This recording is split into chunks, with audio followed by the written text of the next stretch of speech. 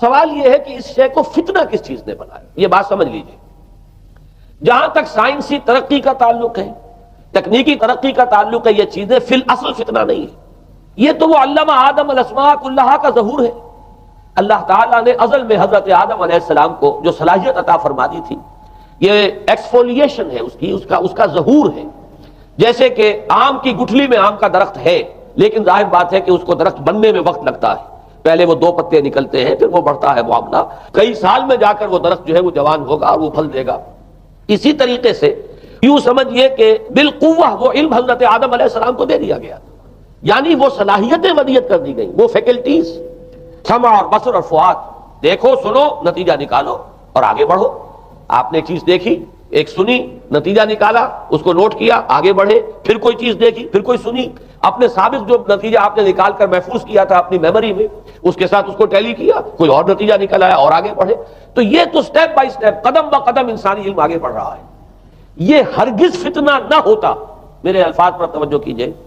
اگر اس کے ساتھ متوازن طور پر ایمان اور روحانیت کا ارتقا بھی ہوتا رہتا، اگر اس کے ساتھ اللہ کی معرفت، اللہ کی محبت، آخرت کا ایمان، منزل انسان کی جو ہے وہ آخرت ہے، دنیا نہیں ہے، اگر یہ چیزیں ساتھ کے ساتھ ہوتی تو یہ ہرگز فتنہ نہیں۔ فتنہ در حقیقت اسے جس نے بنایا ہے وہ یہ ہے کہ کچھ ایسے اسباب ہوئے ہیں، اور وہ اسباب آج مجھے بیان کرنے کہ در حقیقت موجودہ عیسائیت اس کا سب سے بڑا سبب ہے۔ اس کے نتیجے میں ایک بہت بڑا گیپ ہے، اپالنگ گیپ ہے، بڑا مہیب خلا ہے، بڑی وسیع خلیج ہے جو حائل ہو چکی ہے کہ ایمان اور روحانیت ختم ہوتے چلے گئے اور یہ ٹیکنیکل اور سائنٹیفک ڈیولپمنٹ بڑھتی چلی گئی۔ ان دونوں کے درمیان جو مہیب خلا پیدا ہوا ہے اس نے اسے فتنہ بنا دیا ہے، اور عظیم ترین فتنہ بنا دیا ہے۔ ورنہ اگر اس کے ساتھ ہی اللہ پر ایمان، آخرت پر ایمان، اور انسان کے اندر ایمانی کیفیات، اس کی روحانی کیفیات اگر یہ بھی برقرار رہتی، بلکہ اس کے ساتھ متوازن طور پر ان کو ترقی کرنا چاہیے تھی، تو یہ ہرگز فتنہ نہیں ہے۔ تو پہلی بات یہ سمجھ لیجئے کہ اگرچہ دجالی فتنے کے جو صفات، اس کے اوصاف، اس کی علامات، اس کے مظاہر جو بھی حدیث کے ذریعے سے ہمیں معلوم ہے، جس کا میں نے ابھی آپ کے سامنے تذکرہ کیا، وہ سب در حقیقت تعبیر ہے اس دور کا جو محاورہ ہے، اس دور کی جو زبان ہے، اس دور میں جن الفاظ سے گفتگو کی جا سکتی تھی، اس دور کے ایڈیم میں آج کی جو سائنٹیفک اور ٹیکنالوجیکل ترقی ہے گویا کہ اس کی تعبیر کی گئی ہے کہ وہ دجالی فتنہ ہوگا۔ لیکن اس شے کو فتنہ بنانے والی شے در حقیقت یہ ہے کہ ایک بہت بڑی خلیج حائل ہو چکی ہے ایمان اور روحانیت، اور دوسری طرف سائنٹیفک اور ٹیکنالوجیکل ڈیولپمنٹ میں ان دونوں کے درمیان اتنا بعد اور فصل پیدا ہو گیا ہے کہ جس کی وجہ سے اس نے فتنے کی شکل اختیار کی۔ اس کا سبب کیا ہے، آج ہمیں اس پر غور کرنا ہے۔ دیکھیے حضرت مسیح علیہ السلام کا دین، اور جیسا کہ میں نے عرض کیا ہے سورہ کہف کے پہلے رکوع میں تذکرہ انہی کا ہو رہا ہے، وَيُنذِرَ الَّذِينَ قَالُوا اتَّخَذَ اللَّهُ وَلَدًا مَا لَهُم بِهِ مِنْ عِلْمٍ وَلَا لِآبَائِهِمْ كَبُرَتْ كَلِمَةً تَخْرُجُ مِنْ أَفْوَاهِهِمْ يَقُولُونَ إِلَّا كَذِبًا فَلَعَلَّكَ بَاخِعٌ نَفْسَكَ عَلَىٰ آثَارِهِمْ إِن لَّمْ يُؤْمِنُوا بِهَٰذَا الْحَدِيثِ أَسَفًا۔ ان آیات کا پہلے ترجمہ آپ سن لیجئے، جو پہلی آیات ہے ان کا ترجمہ ہم کر چکے ہیں۔ کل حمد اس اللہ کے لیے ہے جس نے اپنے بندے پر کتاب نازل فرمائی اور اس میں کوئی کجی نہ رکھی، جو بالکل سیدھی ہے اور خبردار کرتی ہے ایک ایسی بڑی عظیم اور مہیب جنگ سے کہ جو خاص اللہ کی طرف سے ہوگی، اور بشارت دیتی ہے مومنین کو جو نیک عمل کریں کہ ان کے لیے بہت بڑا اور بہت عمدہ اجر ہے، ماکثین فیہ ابدا، وہ اس میں رہیں گے ہمیشہ ہمیشہ۔ وَيُنذِرَ الَّذِينَ قَالُوا اتَّخَذَ اللَّهُ وَلَدًا، اب دوہرا کر بات آئی، اور تاکہ خبردار کر دے ان کو جنہوں نے یہ کہا کہ اللہ نے کسی کو اپنا بیٹا بنایا۔ مَا لَهُم بِهِ مِنْ عِلْمٍ، نہیں ہے ان کے پاس اس کے بارے میں کوئی علم، وَلَا لِآبَائِهِمْ، نہ ان کے آباء و اجداد کے پاس کوئی علم تھا، کوئی عقلی دلیل نہیں، کوئی اللہ کی اتاری ہوئی کسی کتاب میں، اللہ کے اتارے ہوئے کسی صحیفے میں اس کے لیے سند نہیں۔ وَلَا لِآبَائِهِمْ كَبُرَتْ كَلِمَةً تَخْرُجُ مِنْ أَفْوَاهِهِمْ، بہت بڑی بات ہے کہ جو نکل رہی ہے ان کے منہوں سے، ان یقولون الا کذبا، نہیں بول رہے یہ، نہیں کہہ رہے یہ مگر جھوٹ۔ فلعلک باخع نفسک علی آثارہم، تو اے نبی صلی اللہ علیہ وسلم شاید کہ آپ اپنے آپ کو ہلاک کر لیں گے ان کے آثار پر۔ یہ آثار کے لفظ کو میں ابھی جو کا تو رکھ رہا ہوں، بعد میں اس کی وضاحت کروں گا۔ ان لم یؤمنوا بهذا الحدیث اسفا، اگر یہ لوگ ایمان نہ لائے اس حدیث پر، یہ حدیث قرآن،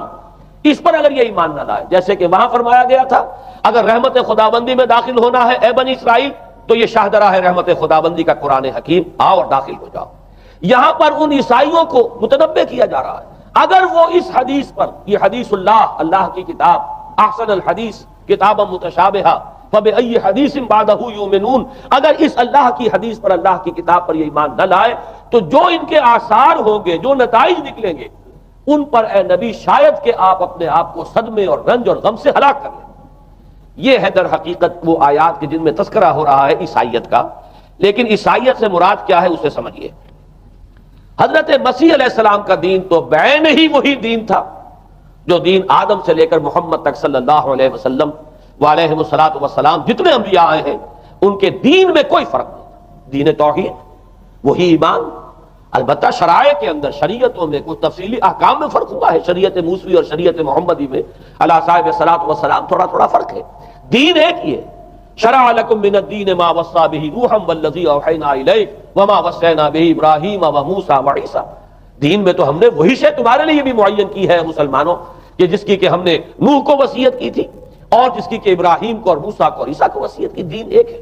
ان الدین عند اللہ الاسلام، تو دین مسیحی بھی وہی تھا بعین ہی جو دین محمدی ہے اور دین موسوی ہے صلی اللہ علیہ وسلم علیہ الصلوۃ والسلام۔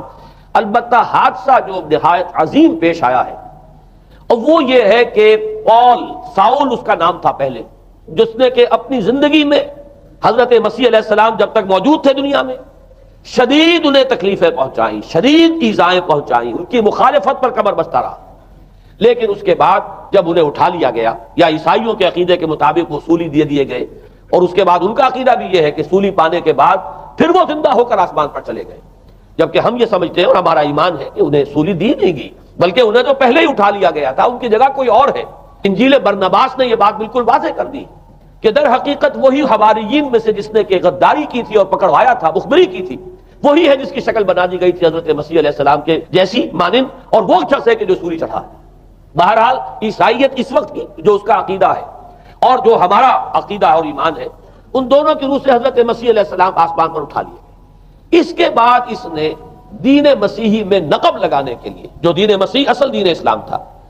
اس کو کرپٹ کرنے کے لیے، ڈسرپٹ کرنے کے لیے، اس میں نقب لگانے کے لیے اس نے اپنے ایک مکاشفے کا ذکر کیا کہ میں آ رہا تھا سفر میں کہ مجھے حضرت مسیح نظر آئے ہیں آسمانوں میں، اور انہوں نے مجھے کہا ہے کہ اے ساؤل تو مجھے کیوں ستاتا ہے، اور تو اب فلاں جگہ جا اور میرے نام سے نبوت کر۔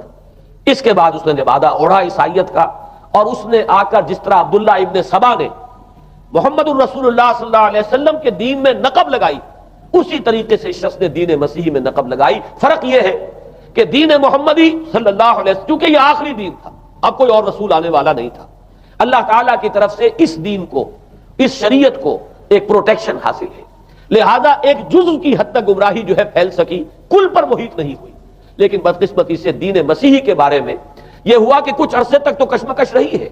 اصل دین مسیحی پر بھی جو کاربند لوگ تھے اور جو اس کے اوپر مستقیم رہے وہ قائم کچھ عرصے تک رہے ہیں، لیکن ہوتے ہوتے تقریباً اس دور تک آ کر جب کہ حضور کی بعثت ہوئی ہے، اصل دین مسیحی کے ماننے والے تقریباً ختم ہو چکے تھے، شاذ لوگ رہ گئے تھے، اور ان میں بھی یہ جرت نہیں تھی کہ اپنے اصل دین کا وہ اظہار کر سکے،